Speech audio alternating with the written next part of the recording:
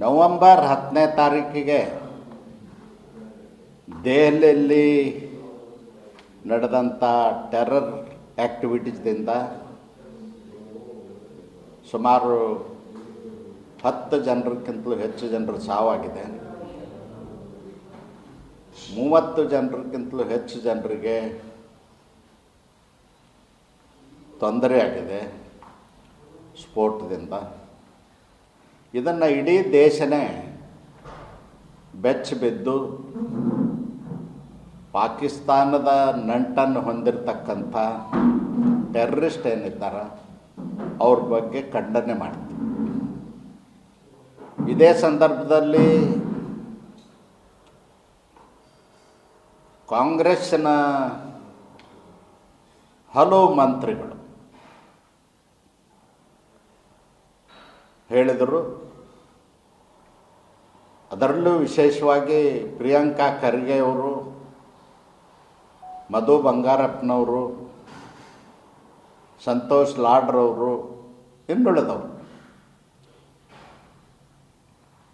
ದೇಶದ ಗೃಹ ಮಂತ್ರಿ ಅಮಿತ್ ಶಾ ಅವರು ಈ ದೇಶದ ಗೃಹ ಮಂತ್ರಿಯಾಗಿ ಮುಂದುವರಿಲಿಕ್ಕೆ ಯೋಗ್ಯರಲ್ಲ, ರಾಜೀನಾಮೆ ಕೊಡಬೇಕು ಅಂತ ಒತ್ತಾಯ ಮಾಡಿದರು. ಅದೇ ರೀತಿ ಪ್ರಧಾನಮಂತ್ರಿಗಳ ಬಗ್ಗೆನೂ ಕೂಡ ಮಾತಾಡಿದರು. ನಾನು ಕಾಂಗ್ರೆಸ್ ನಾಯಕರಿಗೆ, ಇನ್ಕ್ಲೂಡಿಂಗ್ ಮಲ್ಲಿಕಾರ್ಜುನ್ ಖರ್ಗೆ ಅವರು, ಸೋನಿಯಾ ಗಾಂಧಿ, ರಾಹುಲ್ ಗಾಂಧಿಯವರು ಎಲ್ಲರಿಗೂ ಸೇರಿ ಒಂದು ಪ್ರಶ್ನೆ ಕೇಳ್ತೀನಿ. ಡಾಕ್ಟರ್ ಓಮರ್ ಮೊಹಮ್ಮದ್ ಯಾರು? ಡಾಕ್ಟರ್ ಶಾಹೀನ್ ಯಾರು? ಡಾಕ್ಟರ್ ಜಮೀಲ್ ಯಾರು? ಮತ್ತು ಈ ಕೃತ್ಯದಲ್ಲಿ ಭಾಗವಹಿಸಿರ್ತಕ್ಕಂಥ ಇನ್ನೂ ಅನೇಕ ಟೆರ್ರಿಸ್ಟ್ ಏನಿದ್ದಾರೆ ಅವರು ಯಾರು? ಅವರು ಪಾಕಿಸ್ತಾನದ ಪ್ರಜೆಗಳ ಅಲ್ಲ, ಈ ದೇಶದ ಪ್ರಜೆಗಳು. ಈ ದೇಶದ ಪ್ರಜೆಗಳು ಈ ದೇಶದ ಅನ್ನ ಉಂಡು ಬೆಳೆದು ದೇಶದ್ರೋಹಿ ಕೆಲಸ ಮಾಡಿದಾರಲ್ಲ, ಅವ್ರ ಬಗ್ಗೆ ಏನು ಹೇಳ್ತೀರಿ? ಏನೂ ಹೇಳಿಲ್ಲ. ಅವ್ರ ಬಗ್ಗೆ ಪ್ರೀತಿ ವಿಶ್ವಾಸ ತೋರಿಸಿದ್ರೆ ಅವ್ರ ಬಗ್ಗೆ ಒಂದು ಶಬ್ದನೂ ಮಾತಾಡಿಲ್ಲ ನೀವು.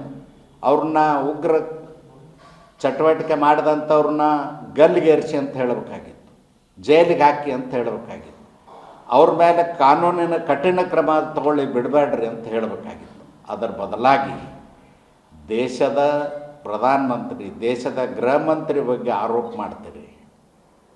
ಯಾವ ಕಾರಣಕ್ಕಾಗಿ ನೀವು ಆರೋಪ ಮಾಡ್ತೀರಿ?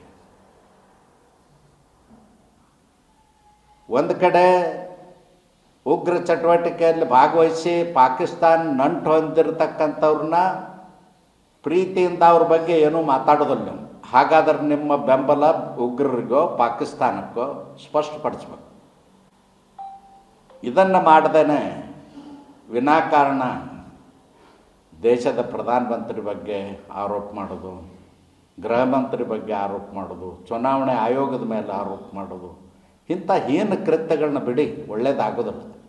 ಕಾಂಗ್ರೆಸ್ ನಶಿಸಿ ಹೋಗ್ತಾ ಇದೆ. ಅದಕ್ಕಾಗಿಯೇ ಕಾಂಗ್ರೆಸ್ಸು 130 ವರ್ಷದ ಹಳೆ ಪಾರ್ಟಿ ನಶಿಸಿ ಹೋಗ್ತಾ ಇದೆ.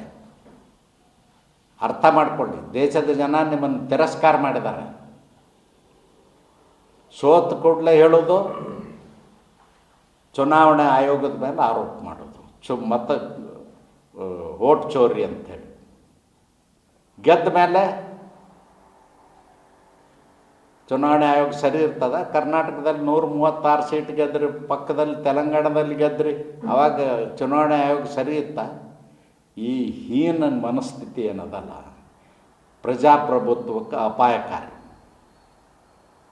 ಯಾಕೆ ಅಪಾಯಕಾರಿ ಅಂತ ಹೇಳ್ತೇನೆ ಅಂದ್ರೆ, ಒಂದು ಸಂವಿಧಾನಿಕ ಸಂಸ್ಥೆ ಚುನಾವಣೆ ಆಯೋಗ ಇಡೀ ದೇಶದಲ್ಲಿ 79 ವರ್ಷಗಳ ಕಾಲ ಅತ್ಯಂತ ಪಾರದರ್ಶಕವಾಗಿ, ನಿಷ್ಪಕ್ಷಪಾತವಾಗಿ ಚುನಾವಣೆ ನಡೆಸ್ತಕ್ಕಂಥ ಕೆಲಸವನ್ನು ಮಾಡ್ತದೆ. ನಾಳೆ ಒಂದು ದಿವಸ ನೀವು ಹೇಳ್ಬೋದು, ನಿಮ್ಮ ಪರವಾಗಿ ಕೋರ್ಟ್ನಲ್ಲಿ ಜಡ್ಜ್ಮೆಂಟ್ ಬರದೇ ಇದ್ರೆ ನ್ಯಾಯಾಲಯನೂ ಸರಿ ಇಲ್ಲ ಅಂತ ಹೇಳ್ಬೋದು ನೀವು. ನಾಳೆ ವಿದ್ಯಾರ್ಥಿಗಳು 100ಕ್ಕೆ 100 ಮಾರ್ಕ್ಸ್ ಕೊಡದೇ ಇದ್ರೆ ಅವರು ಹೇಳ್ಬೋದು, ಈ ವ್ಯಾಲ್ಯೂಯೇಷನ್ ಮಾಡಿದಂಥವ್ರು ಸರಿ ಇಲ್ಲ, ಈ ಚುನಾವಣೆ ಇದು ಎಕ್ಸಾಮಿನೇಷನ್ ವ್ಯವಸ್ಥೆನೇ ಸರಿ ಇಲ್ಲ ಅಂಥೇಳಿ ಹೇಳುವಂಥ ಕಾಲ ದೂರ ಇಲ್ಲ. ನೀವು ಜನರಿಗೆ ತಪ್ಪು ದಾರಿಗಳಿತಾ ಇದ್ದೀರಿ, ಜನರನ್ನ ಪ್ರಚೋದನೆ ಮಾಡ್ತಾ ಇದ್ದೀರಿ. ನಿಮಗೆ ದೇಶದಲ್ಲಿ ಶಾಂತಿ ಅಭಿವೃದ್ಧಿ ಯಾವುದೂ ಬೇಕಾಗಿಲ್ಲ. ನೆರೆ ರಾಷ್ಟ್ರಗಳಲ್ಲಿ ಆಗಿದೆ ಕೆಲವು ಕಡೆ ನಾಗರಿಕರ ದಂಗೆ ಎದ್ದಿದ್ದಾರೆ, ಬಾಂಗ್ಲಾದಲ್ಲಿ ಎದ್ದಿದ್ದಾರೆ, ಪಾಕಿಸ್ತಾನದಲ್ಲಿ ಎದ್ದಿದ್ದಾರೆ, ಶ್ರೀಲಂಕಾದಲ್ಲಿ ಎದ್ದಿದ್ದಾರೆ, ಇನ್ನೂ ಅನೇಕ ಕಡೆ ನಮ್ಮ ನೆರೆಹೊರೆ ದೇಶಗಳಲ್ಲಿ ಇವತ್ತೇನು ಜನ ದಂಗೆ ಎದ್ದಿದ್ದಾರೆ. ಆ ರೀತಿ ದಂಗೆ ಎದ್ದು ಅಶಾಂತಿ ಉಂಟು ಮಾಡುವಂಥ ಹೀನ ಮನಸ್ಥಿತಿ ಕಾಂಗ್ರೆಸ್ ನಾಯಕರಿಗಿದೆ. ಇದನ್ನು ನಾನು ಖಂಡಿಸ್ತೇನೆ. ಅವ್ರು ಕೂಡಲೇ ಹೇಳಬೇಕು, ಈ ಉಗ್ರ ಚಟುವಟಿಕೆಯಲ್ಲಿ ಭಾಗವಹಿಸಿದವ್ರು ನಿಮ್ಮ ಅಣ್ಣತಮ್ಮರ, ಅವ್ರ ಬಗ್ಗೆ ನೀವು ಸ್ಪಷ್ಟತೆ ಮಾಡಿ.